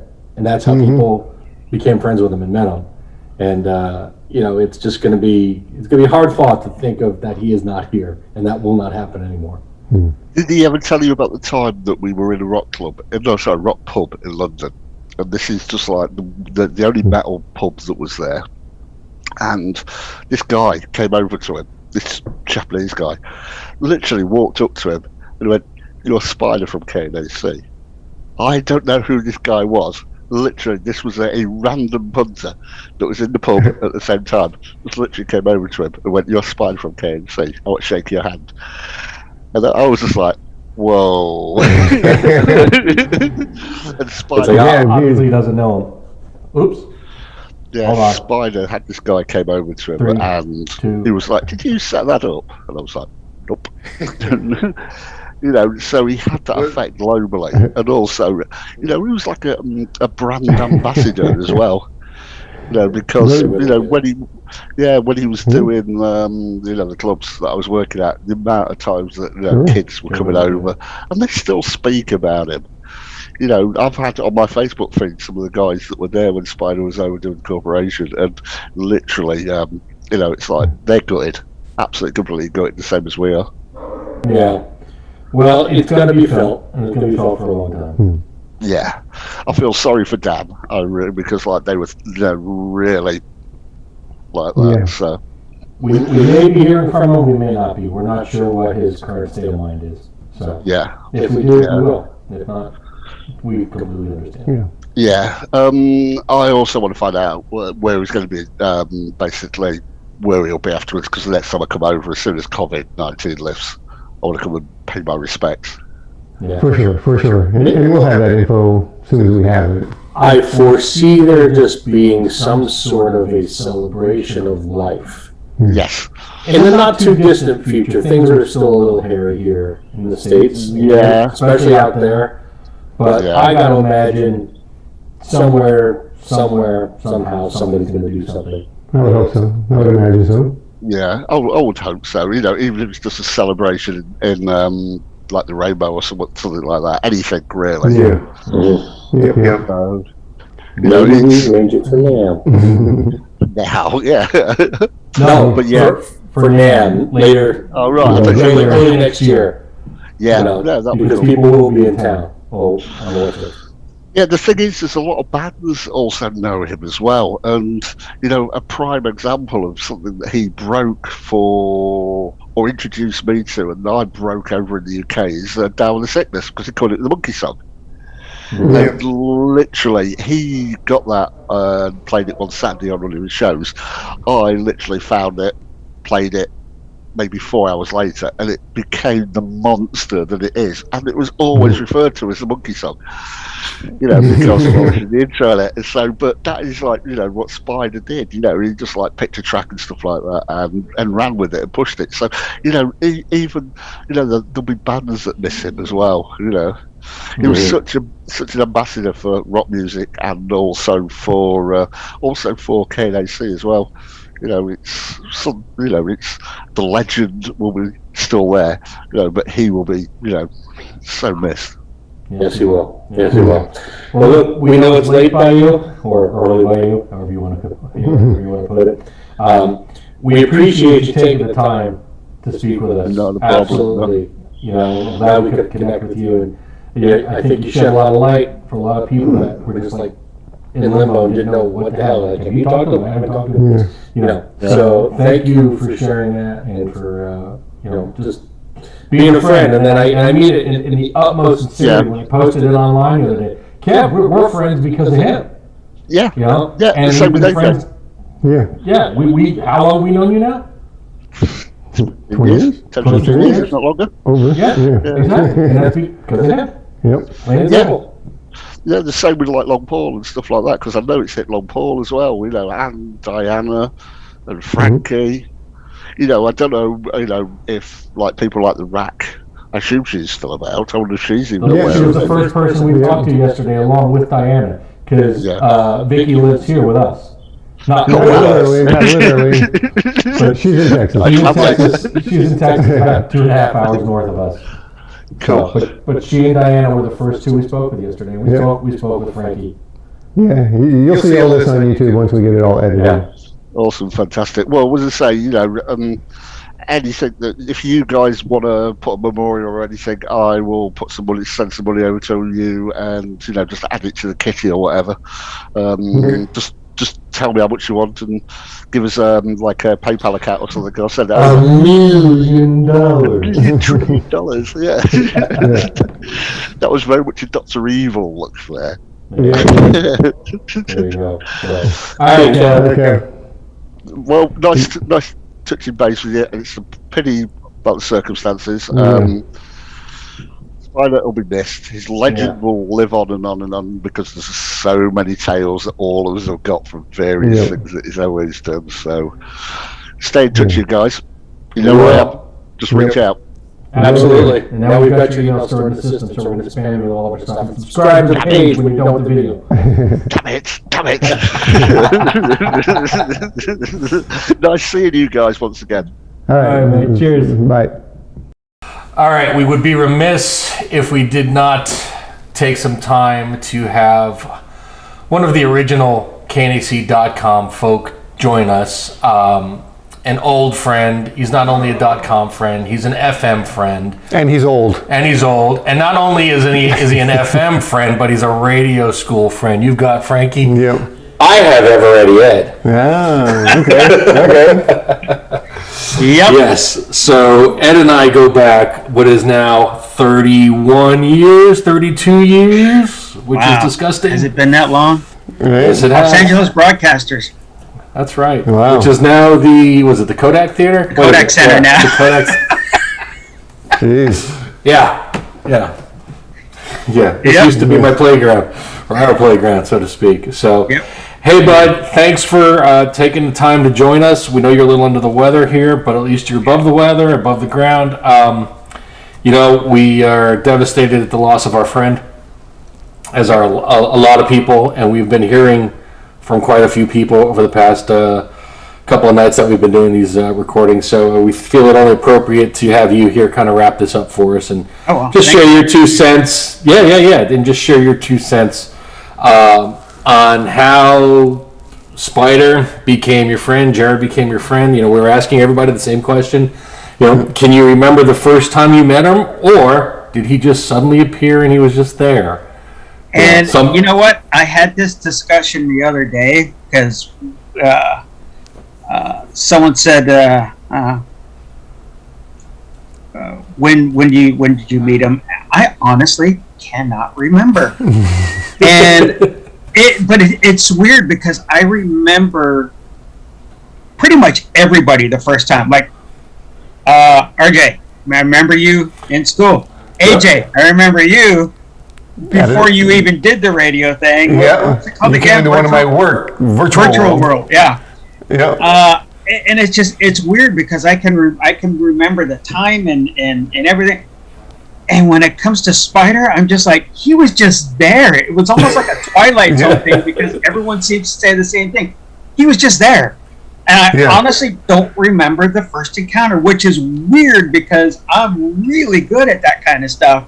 You know, I remember this person at the club, like Vicky. The first time I met her, I was DJing a club, and that was before she did. And it's just like, I honestly cannot remember, but I remember him being everywhere. So it's just kind of like, you know, I'd be working a club or be going somewhere, and he was there. So it was weird. I could never pinpoint when I first met him, and it's the weirdest thing because it's rare for me to have that happen. So and you're not alone. You're really not alone. Yeah, that's what I'm hearing. Yeah. And I thought that was kind of interesting. I'm like, well, that's interesting. How many people do you know fly under the radar like that? They're just there, and you know they're there, but it seems like they've been there forever. Yeah. Well, as we've been talking with everybody, a couple of people have been able to nail down the exact moment when they met him. But for the most part, nobody's like, no, he was just there. I was literally like, and that's what everybody says. Yeah. I mean, I'm still racking my brain. I remember when he showed up, and I was like, okay, but it's very fuzzy. I honestly cannot lock down an exact time frame for that. Yeah. But there's one thing about him I always remembered is that guy went all out to get a laugh out of people, and he pushed boundaries that even I sat there and went, no, I'm good right here. I'm good. No, you go ahead. You carry that one. You got this one. You got this one. Yeah. Well, he always came out with different characters, and I'm like, there's no way in hell I would do something like that. But good for you, man. Good for you. You keep doing that. That's the one thing I always remembered about him, is that he kept pushing that envelope. And if he caught you in a laugh, or at least he did this with me, and we've got this on recording. I know we have it somewhere. If he caught you in a laugh, he would try to keep that laugh going. Mm-hmm. And he got me in hysterics one night. We were on the air doing the Saturday night show, and he came in. He just dropped in. It's like, oh, what the hell are you doing here? And he just sat down and started talking with us. So I know we had that recorded. And he said something, and I just started busting up. And he made it his night's mission to keep me on that one laugh. And he kept going. I must have been laughing for 5 or 6 minutes just straight. And like crying, laughing. Yeah. And it's like, okay, I got to turn off the flicking mic because I got to stop. You know, I do need to breathe. Yeah. Well, it's funny because I've had people say, oh, I know Ed's here. I recognize that laugh. Spyder was the same way. You recognize that laugh. But when you heard him, you're like, oh, yeah, I know who that is. You have to look. You know who it is. And that's the one thing I will never forget. He had that laugh that you could pick out of a crowded room and just go, oh, I know who's here, just by that time. So, yeah, and he always had people laughing. And like I was telling someone else, that's a gift not everybody has, you know. He knew he had it, and he worked it as much as he could to get other people to laugh, and that's you know, it's something that I've always tried to do, but in some people it just comes natural to them, and he was one of those, you know. Yeah. He was always coming up with something, and even sometimes I just sat there and went, "Ooh, that's a little risky, but you can pull that one off. I can't." Yeah, we had great comedic timing. No two ways about it. Yeah, and I've said that about him too. He's just was just naturally funny, and he never had to like tell a joke. Yeah. He'd just be telling a story about something that happened in ordinary, boring life, but make it exciting and funny at the same time. Yeah. Yeah, he definitely skill. Keep you entertained and keep you in a conversation. You know, some people like talk to you, it's like, oh my gosh, is he done talking yet? I get that a lot. But me too. But you know, he could just talk, and you can just sit there and listen to him forever and just not get bored. It's always entertaining. So do you have any specific story you want to share? Like, is there one or two or a short one that stands out? That doesn't involve small farm animals? Or shaving the neighbor's dog. His costumes always they always made me laugh. I mean, he comes out with stuff. And what was it? The Captain America bikini. Pedro? The Pedro, yeah. When he came out with that, the first thing I said was, this dude knows no boundaries. I have to admit, that made me laugh, and I was like, I could not pull that off. I don't think I'd want to pull that off. But he did stuff like that. That's the one thing I will never forget. When he came out with that, I was like, wow. This guy knows how to work a room. Right? I could not do that. So yeah, he was funny with that kind of stuff. I never knew what he was going to come up with. So I think that's what was always entertaining. It's like, okay, what Spyder got planned today? He just never knew. Nobody knows. He never knew. I don't think he even knew probably half the time. Probably not. And that was a dangerous mind to try and get into. Then I'm like, no, I'm gonna stay out here because I don't think I could handle that. That's a little much for me. I have my own boundaries.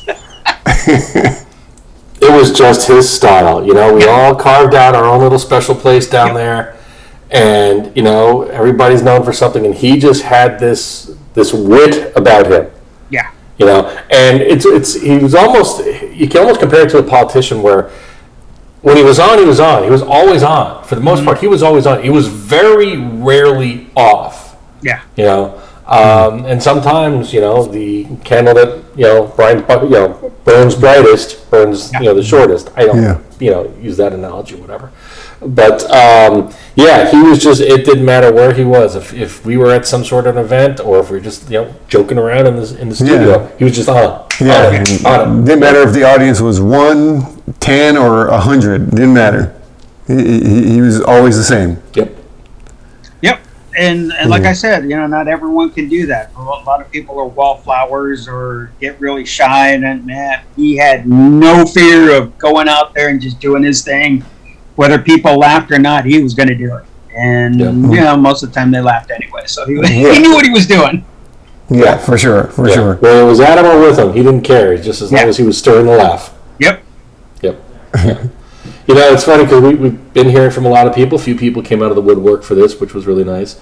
And everybody has been going down the same road. We were talking about this before you popped on, actually, and everybody is saying the same exact thing about him. It's just that he was so generous with his friendship with everybody, and he stirred the room whenever he walked in the room. You know, it was him, and he didn't. You know, he would take control, but it wasn't to take control. It's just like he entered the room, lit up everybody with a smile. You know, and that's what we've been hearing from pretty much everybody. Yeah. So he's just that kind of person you can't help but like him.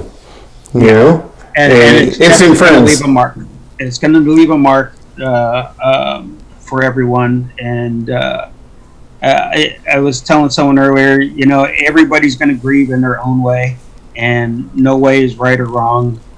Do what works best for you to get through this and past it. But you know, just remember. I like to remember people as who they were and what they did, that I remember them best. You know, I like to remember the positive things, the happy times. And that's kind of what I like to focus on from here on out to help me get through this as well, you know. Yeah. And that's what works for me, you know. Everybody's different. Everyone grieves differently. There's no right or wrong. So whatever you need to do, you know, do that. Don't let anyone tell you otherwise. Yep. Yeah. Well said. Yeah, well said. Well said. And we got nothing else. Yeah, we're just glad you took the time, really. I know it's the middle of the night for you. Yeah, you gotta be up a little bit. I work graveyards. Daytime is my enemy. So, but no, happy to do that. I was glad I was able to. Sorry I missed your call yesterday, but I was no like a light. So. Yeah, no worries. It's all good. Yeah. We got you here, so that's all that matters. Yep. Alrighty. Stay. Well, I think it's nice. I think it's nice you guys are doing this too. You know, not everybody gets a little tribute like this, so I think that's very nice. And props to you guys for, you know, going out and searching people down to contribute to that. So kudos to you guys for that. Thank you. Yeah, we appreciate it. But you might be rethinking that after you see this, because we still have to edit this together. That's all right. You know what? As long as you're doing it, that's all that matters. Okay, cool. Okay. So that doesn't matter how it comes out. As long as you can say that about a lot of things in life. As long as you're doing it, that's all that matters. yeah, I mean, hey, is anyone else doing anything like this? No. So there you go. You're making the effort. So I give you props for that. Okay. Appreciate Of course, if I have to get my attorney involved later on, I'll let you know. No. Okay, that's good. By the way, Fair enough. Texas is only a one consent state, and I give consent because it's my house. So there you go. You're true. All right, everybody, Mr. Eveready, Ed Kelly, Ed, thanks so much. Great to see you healthy, bud, and so to speak. Take another shot in our honor. All right. Trust me, I will. It's coming. Be good, and we will talk to you soon. And there it is. You got it. Have a good one, guys. We have come along. Bye. Take care. Okay, welcome back to the AJ and RJ tribute to our dear friend Jarrod Spyder Gilham. We would be remiss if we did not reach out to this specific person who was very close with him and is a dear friend of ours. And before we go any further, we must congratulate her on the birth of her very first child, Benjamin. Will you please welcome to the tribute Miss Jessica, Spyder's ex-wife. Jessica, how are you? I'm good. How are you guys? A little devastated, to say the least. Yeah, I think that's the consensus from everyone that I've talked to in the last day and a half. He's definitely going to be missed. That's true. So we were chatting earlier with fellow KNAC.com alum Diana DeVille and Vicky the Rack. And we were talking specifically, just really quick, we're trying to figure out the last time that AJ and I saw him physically. And AJ was saying for him, he believes it was the time that we crashed at your apartment in Arizona when we came out for the Mayhem Festival. And it was a brief, whirlwind trip. I think we set up our booth and we were in and out, and then we came and had tacos. You said, "Oh, we got to go to this place for Mexican. We're going for tacos." Right? I'm not wrong on that one. And then we came back, we showered, we crashed, and we got up and out of the house before you guys ever even knew we were gone. I think that might have been the last time I saw AJ too. Yeah, I think so. And then you moved up to North Dakota, of all places. Well, that was only just a year and a half ago. Right? Yeah. How are you adjusting up there? It's fine. I mean, I grew up in Colorado, so moving up here to the cold was nothing new to me.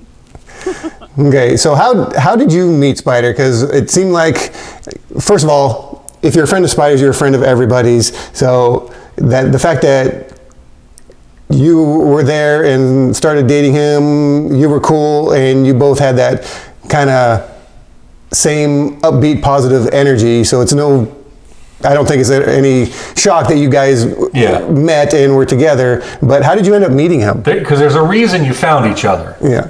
Well, there is a reason. Do you remember, gosh, it must have been in 2002. Metal Shop used to do Sunday nights at this bar called Moose McGillicuddy's in Pasadena in Old Town. And KNAC came in and would DJ their breaks. And that's where I met him. All right. And then how long did it take for you to kind of start dating? Well, funny enough, I actually knew who he was before I went down there because I used to listen to KNAC online. Stalker. So he used to tell me that I was a stalker all the time when I first met him. Right. Radio stalker. Like, oh, this guy. And then it just so happened that he was there with, everybody. Oh, right on. That says so much. I think, gosh, it was so long ago now. I want to say he gave me his phone number that night and asked me if I wanted to go see Scorpions and Deep Purple at the Greek Theater like the next week or something like that. So it was kind of, I don't know, just immediate. Wow. Yeah, I can kind of see that. I can see how that could have happened with you guys. And then we So, were like- just inseparable.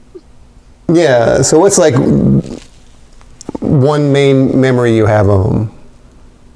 Or what's one thing you'll be I remembered? gotta pick one.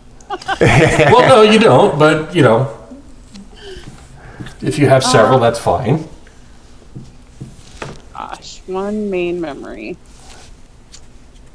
You know, he had this uncanny ability to be able to tell you what song, what album, what year it came out within like 5 seconds. And it wasn't just, it could be any genre. We used to sit on the couch and on those music channels on cable, I would just flip through the channels and make him face away from the couch. And he could tell me, no matter what channel I flipped to, whether it was oldies or country, rock, he would always get it. It was very rare that he didn't at least get the artist of who it was within like 5 seconds. And I used to always tell him, "You're cheating. You can see like in the reflection of a picture on the wall or something." He wasn't. He never was. It was amazing. Mm-hmm. That's one of the commonalities that a lot of radio people have is like we can recall those names, those bands, those dates, but don't ask us where our car keys are because we couldn't tell you. I can't tell you what my car keys are right now. And to this day, I still have that like 3 to 4 minute timing down pat. Like if I start the microwave for 3 minutes, I can walk away, not even count, no nothing, come back at like 2:55, food's done. Yep. Without the beep. Yeah, right before the beep. Hit the cancel button before the beep. It's a game. Yep. It's a game. Well, one of the fortunate benefits that came out of knowing Spyder is the fact that we got to become friends with you. And have remained friends with you over all the years now. And as we were going through our photos, because we're going to add a whole bunch of photos to this eventually when we get this edited, I kept coming across pictures of me with you, with several other people, running into you at NAMM, just all over the place. And I was sharing online with Kevin Strixon over in the UK that because of Spyder himself, I have so many more friends. Kevin being one of them, you being one of them, Rick from Eubanks. Thank you, Rick Eubanks being another one, and it's just because of Spyder. And that's something that you can't read in a book. It's just his personality was so infectious, and like people surround themselves with people they want to be with that are like themselves, and that's what he did. And because we all shared this thing called a .com, and we had this passion for radio. Why? We have no idea. It's just there's this camaraderie that builds, and you end up meeting these people that you would never have met anywhere else, and it's because of him. It's funny. It more than what most people, at least the KNAC friends that he has, even knows. We lived in Arizona for 14 years, something like that, and there's a whole large local band community out there, and so it's like it's twofold for me because I have all of those friends who are now mourning his loss, and then plus all of his KNAC radio friends. It's he just had, you're right, he had that personality where people, especially people involved in music, they just gravitated towards him. He just had that gift. Yeah. We had a Lemmy story earlier that somebody shared with us about him, knowing Lemmy. Oh, I have a really good story, but it was, he he used to play tambourine with a couple of the local bands just on like during Wildflower, and one night, I remember. he used to wear that shirt at NAMM that said "Real Men Play Tambourine." One night, I have a picture of that. So that's the shirt he's wearing that we took. Yeah. Okay. We have a picture of that. Not the tambourine, but the shirt of him wearing it. Yeah, Yes. that's why he used to. Some friends of ours in Arizona bought it for him one year because he used to get up and play tambourine with them. And this one bar that they used to play at, the stage was raised probably like 2 feet off the ground. And on the far side, on stage left, there was a hole on that side. So he's standing there with his buddy Thor, and he's playing tambourine. And all of a sudden, Spyder's gone. Thor starts looking around. He's in the hole, on the ground, jumps back up, plays tambourine, never missed a beat. It was the funniest thing I think I have ever seen you do on stage. Is this prior to cell phone video? Yeah, unfortunately. Yeah. That's awesome. That's awesome. Well, look, I'm sure we can. Looking around like, where did Spyder go? And then all of a sudden, here he comes jumping out of this hole. Yeah, I can see it. I can see it. Yep. So, look, Jess, we know we could go on and on about stories, especially with you having been so intimate with him for many years. Careful. Use the right word. I didn't say intimate with what, I just said intimate. God, get your head out of the gutter. Everything with you is sex. But I'll lose it if it's not there. At least you know where to find it. I was thinking about it last night. What? AJ's head in the gutter? No, I've known him for 19 years, and it just doesn't even seem like it's been that long. Yeah. Yeah. Yeah. Yeah, when you put it that way. Thanks for bringing us down. Yeah. Sorry. But there were 19, it's 19 years that we'll be able to look back and just reflect and remember. It's just like, wow. So, well, look, I know that you've got another mouth to feed there, literally and figuratively. So thank you for taking a few moments to join us. It's a pleasure to always speak with you. I love chatting with you and commenting on all your stuff that you're doing up there in North Dakota. Yeah, it's so exciting up here. Right? Hey, AJ was there for less than 90 days. All right, my dear, you be good. Take care of yourself. We will talk to you soon, and thanks for taking a few minutes with us. Absolutely. Thanks for asking, guys. You're welcome. Talk to you soon. No, and there you have it, ladies and gentlemen. Jessica, Spyder's ex-wife. We will be right back. We also tried reaching out to a few people, but trying to do this at the last minute was a little difficult to get everybody we wanted on the list. So we did reach out to some people, and some people did respond. People like Filthy Phil and Junkman, they wanted to be here. They just had other things that were going on, and they couldn't be next to a computer. So they both send their condolences to Spyder and Spyder's family as well. So we appreciate them at least acknowledging, and but unfortunately we weren't able to get them on camera. And we also received a text but from one of the old chat room buddies. You may remember the name War Machine. His real name is Dana, and Dana is now a successful movie composer, and we knew him when he was 17. Right. That's a whole other story. So Dana says, and I quote, just going to read the text straight here, it says, OMG, I remember when KNAC.com launched back in the late 90s. Spyder was a force, one of the early streaming disc jockey pioneers who loved broadcasting and interacting with his listeners. He was always genuine and courteous. I remember him coming out to Vegas one night when we were all watching Discovery Channel, Bermuda Triangle, and the documentaries. A night to remember. I am saddened to hear of his passing. He will be missed. Rest in peace, Spyder. So, very heartfelt. We're waiting for a couple other people to come into the chat room, and hopefully we'll get a few more. We got one really fun person that's going to be joining us here any second. And when we hear from them, we'll come right back to you guys. So stay tuned. All right, now we're going to go to a person who has probably been the closest with Spyder, who is not family, and has probably spent the most amount of time with us, with Spyder, than anybody else so far. So we want to welcome Will. AKA Outlaw from the old chat room. Yes. People still might want to get me. How are you, brother? Very good, man. How are you guys doing, man? We're hanging in there. We're going through some times out here, but everybody's staying positive. Yeah. And we have, long way. and we got people to surround ourselves with and talk through it and just be here for each other. And what's funny is this is becoming one huge therapy session. That's what this is going to be. It's going to be a long 2.5 hour therapy session at $190 an hour. So, Well, fork over. let's see. You guys didn't ask for my credit card, so I'm off the hook, right? Yeah. Yeah. We already got your PayPal, and we can Venmo it, so we're Hey, good. damn it. That damn wife of mine, that and Amazon. So, I mean, it's, we're getting through it. We're supporting each other.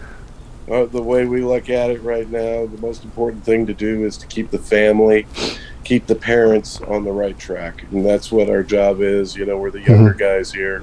We want to make sure that they can survive this and come out of this with good, positive feelings. I mean, it's very hard. It's working with the parents.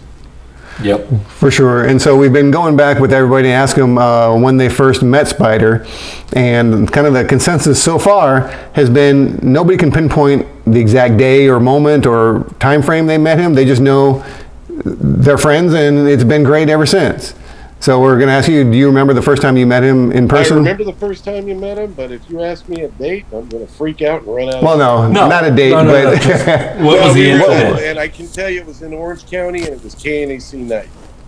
And we had talked for quite a while on side chats. And it was one of those that get your butt out here. And I'm like, all right, I'll figure it out. Went there, and him and I actually ended up playing pool most of the night together. And from there on in, we just started to move into that inseparable phase. Yeah. There's just some people you run into in your life, and you're just hooked at the hip. Man, that was one of those. I've had very few in my life. His brother is the same way, and probably my wife. That's about it for me. And that seems to be the consensus of what a lot of people are saying. Well, for us, as he was just there, it's like, all of a sudden, it's like, hey, this guy's Spyder. We work with him. Yeah. This is a gentleman that walked into the room, and you knew he was there, and he was going to own the room. And that's just the way he was. Yeah. Yeah, and not in like an arrogant way either. In a humble and funny, entertaining way. No, I mean everybody sees the funny Spyder. They see the entertainment Spyder. The guy that's going to take it the little extra mile, but still be classy about it. But the Jarrod that we knew, and Spyder was his name, but I like to refer to him as Jarrod. Yeah. This was a guy that cared about absolutely everybody. And if you got close to him, he was going to move the world for you. And that's what we need to remember. I mean, this is the guy that would go way out of his way, and unfortunately at times he put everybody else before himself, and that's probably the hardest part about this is all through all the years, and everybody knows me from the past, man. I was a little bit wild. I had a good time. Yeah. This is the same guy that would late at nights would say, all right, get your shit together, do the right thing. And he was always that I'm always going to have of him.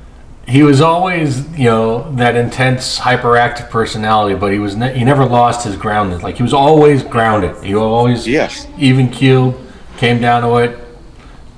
Would just sit down and just bullshit with you. The best way to put it is he just cared about everybody. Yeah. If you could be a listener that he didn't know very well, but if you were his listener, you were just as equal as the person that was sitting there every day and talking to him. He just cared about everybody. He put everybody first. And these are the memories that we need to carry on. Yeah, and even to the point to where, you said you tried to reach out to him and he wasn't answering. I'm guessing that's because he didn't want to put whatever burden he was carrying on you, because he cared more about you even then than right now. Very, very, very true. Yeah. We did get a little bit of insight here, speaking with Kevin just not long ago here, just a few moments ago, and apart from you and Dan, obviously his family, Kevin just spoke with him 4 days ago.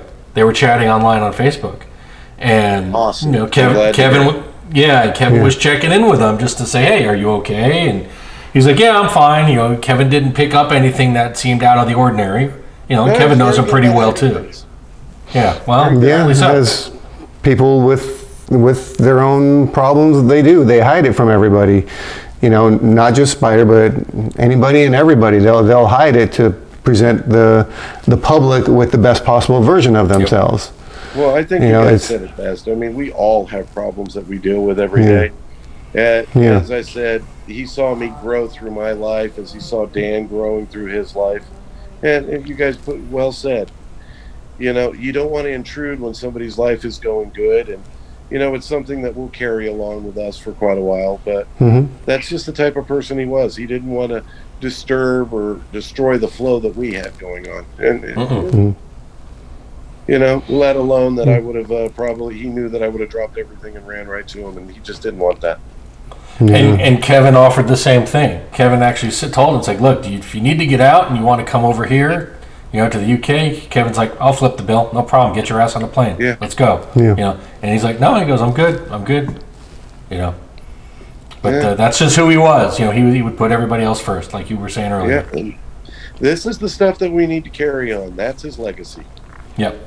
Yeah, and I think it's going to happen. We were also kind of joking, but not joking. It's like, okay, we have to figure out a time in the not too distant future when we can all plan something and do a celebration of life for him, right? Yes. In a bar somewhere, and we'll come up with money and save up to fly out to the West Coast for a weekend or whatever. It needs to be. We can do something. Let's Yeah. I mean, I know it's very hard. You've got Vicky out there with you guys, and then there's other coordinating with England, because this is one thing that he did during our lifetime that Dan and I were blessed to experience, and we've been talking about it. We've gone through so many different circle of friends, and it's all because he was able to bring everybody together. And that was one of his very big strong suits, his big strengths. We would have never knew people from England. We would have never known the group over here. He just traveled through, made everybody happy, and brought people together. And it's exactly a legacy. What he did. And this is just this great stuff that we're going to remember. Exactly. Yeah, and we can all and I said this to some other people too, that's the type of person we can all kind of strive to be, is bring that person that unites people and brings people together for a positive cause, or just in general even. So if there was any of his personality that rubbed off on everybody, it's just to treat people as you want to be treated. And that's what he did. He treated everybody with respect. Yeah, he'd joke around and fool around with everybody, but there was never, a mean bone in his body. And it was all fun. And he loved you, and you loved him for it. And if I can carry on the rest of my life with a little piece of that, and everybody who I meet in my daily ventures, so be it. I'm all the better for it. This is the message that I and the family want to bring is, basically, this was a guy that cared about everybody else, his legacy, and we just need to keep him in our hearts forever and just remember exactly who he was and all the people he brought together and all the good things, because as you said, there was not a bad bone in his body.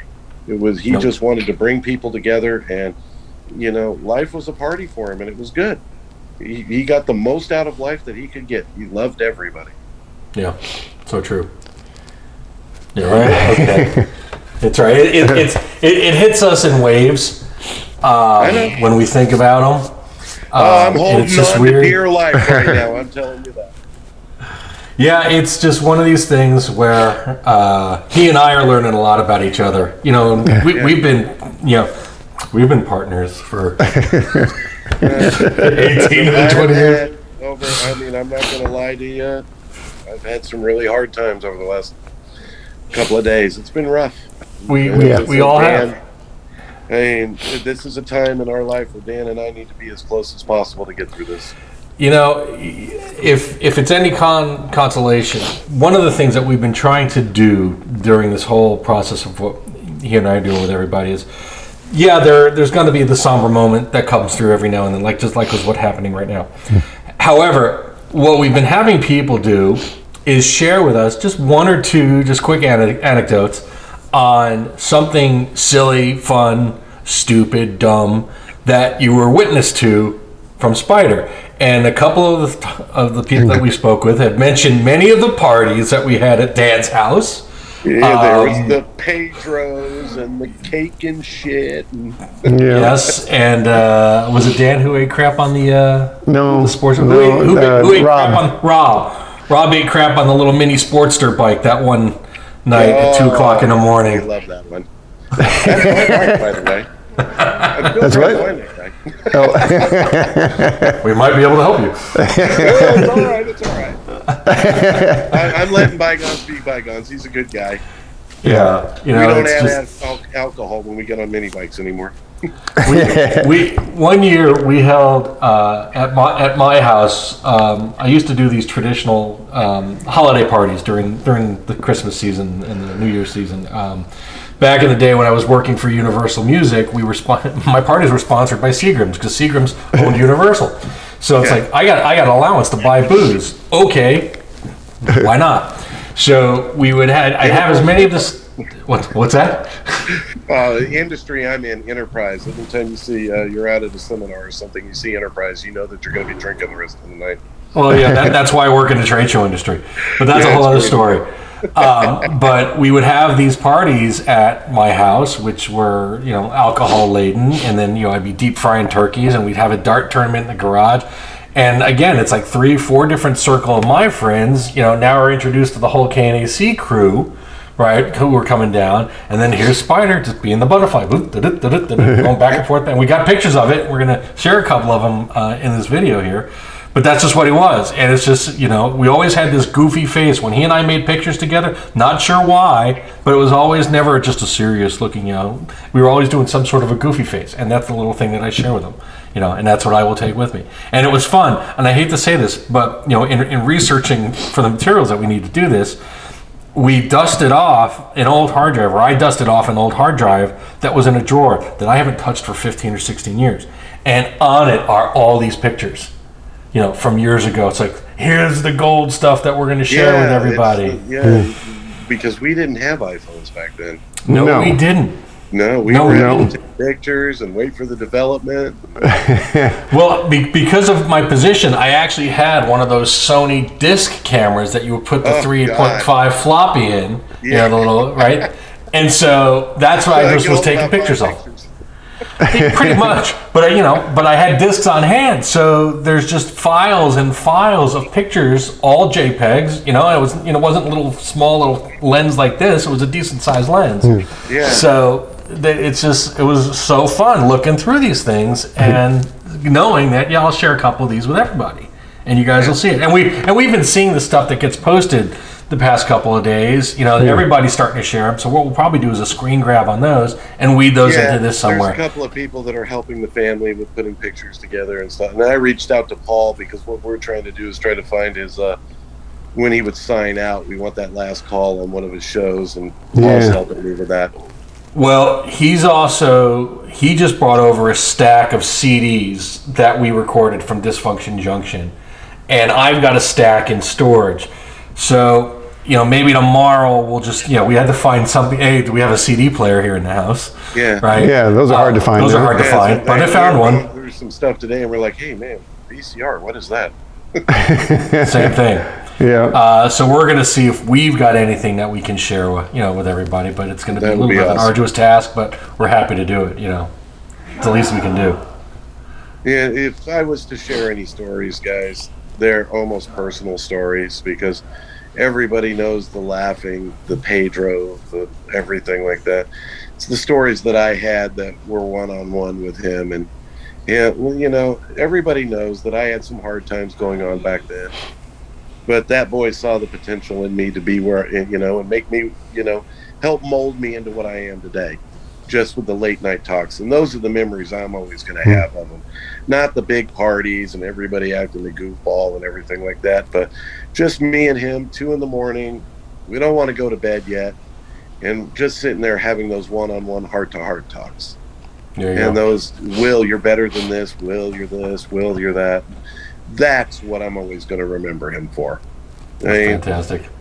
There was the personality, there was the entertainer, and we all loved that. But the Jarrod that I know was the real soft-spoken, very caring, you're my brother for life kind of guy. That's what I'm always going to remember from him. And those are the stories that I have.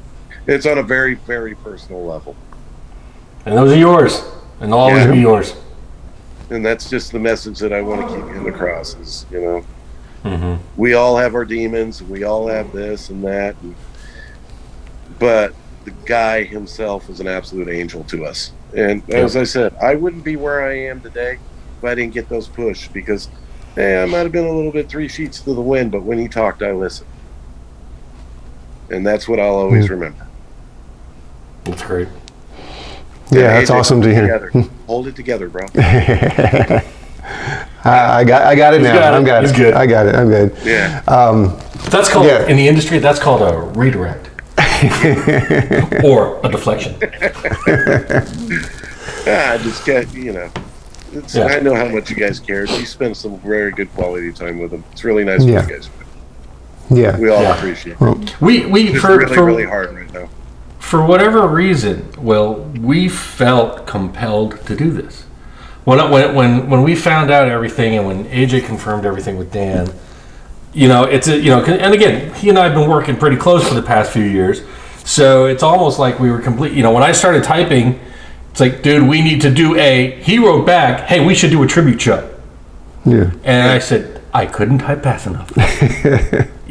So it wasn't, we weren't even thinking twice about it. It just, we felt, let's do this. What can we do? He deserves it. Yeah. And we're only happy to do It's what it. he would want. Yeah. He always loved to entertain. Yeah, he did. Yep. It was him. Yep. I mean, we were out the other night, and all his high school friends were just sharing the best of stories about him.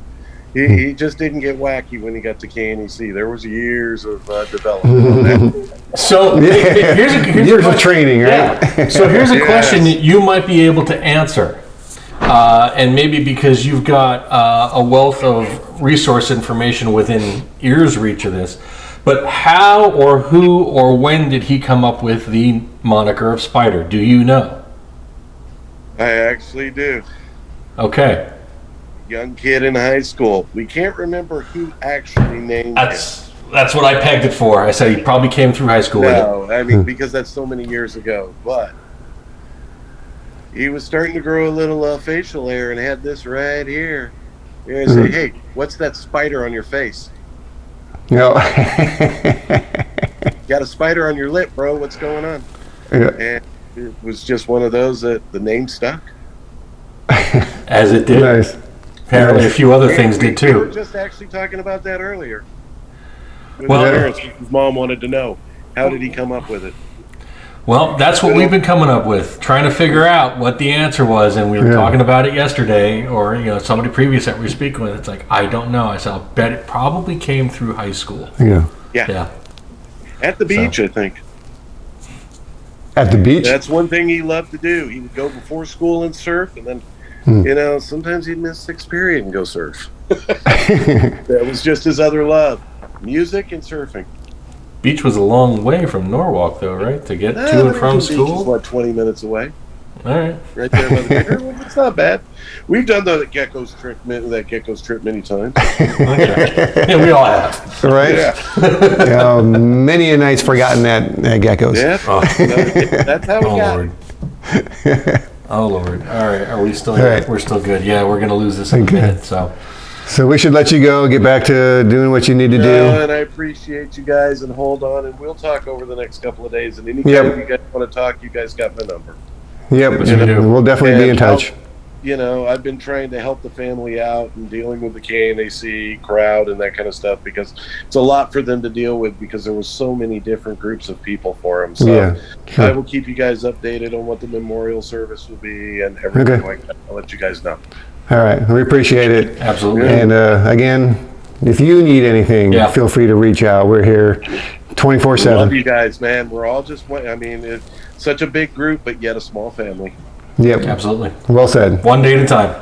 Yep. All right, guys. You guys have a great night. Thank you. This was an honor to do, and I really appreciate you guys. Okay? You got it. Anytime. See you soon. All right. Take care. Thanks. Bye.